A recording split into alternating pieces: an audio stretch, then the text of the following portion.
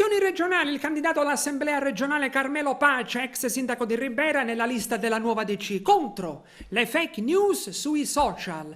Al microfono di Gaetano Ravanà. Vi chiedo di ascoltare questo brevissimo video.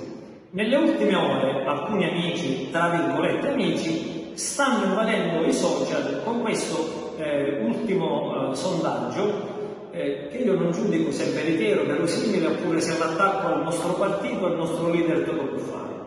Insomma, questo sondaggio accrediterebbe il mio partito, la Democrazia Cristiana, all'1,6% regionale. Partiamo da dati concreti. Nel 2017 hanno votato in Sicilia 2.085.000 persone.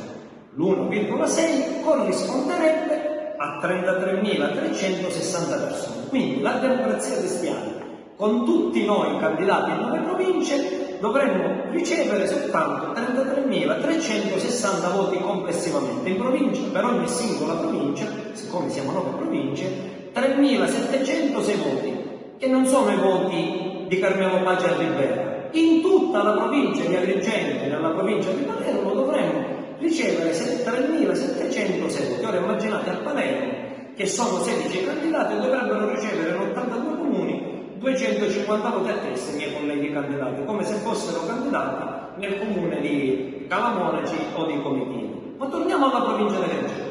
Quindi la Democrazia Cristiana dovrebbe ricevere 3.706 voti complessivamente. Io e i miei colleghi candidati con la Democrazia Cristiana in provincia di Agrigento, che siamo uno più forte dell'altro. Quindi io personalmente dovrei ricevere in questi 43 comuni complessivamente 617 voti. Ora, siccome questo video è rivolto ai miei amici, giudicate voi, conoscendo le mie posizioni politiche a Ribera, Sciacca, a Memphis, Santa Margherita, Montevallo, Sabuto, ma anche a Palma di Montechiaro, a Castrofilippo, a Racalmuto, a Favara, ad Agrigento. Giudicate voi se il sondaggio è verosimile o se è un attacco al mio partito e al mio leader Toto Cuffaro.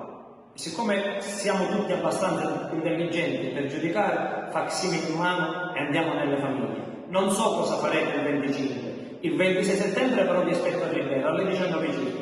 Festeggeremo la nostra vittoria, la vittoria della Democrazia Cristiana e del nostro leader Toto Cuffaro. Lo spumante lo pago io.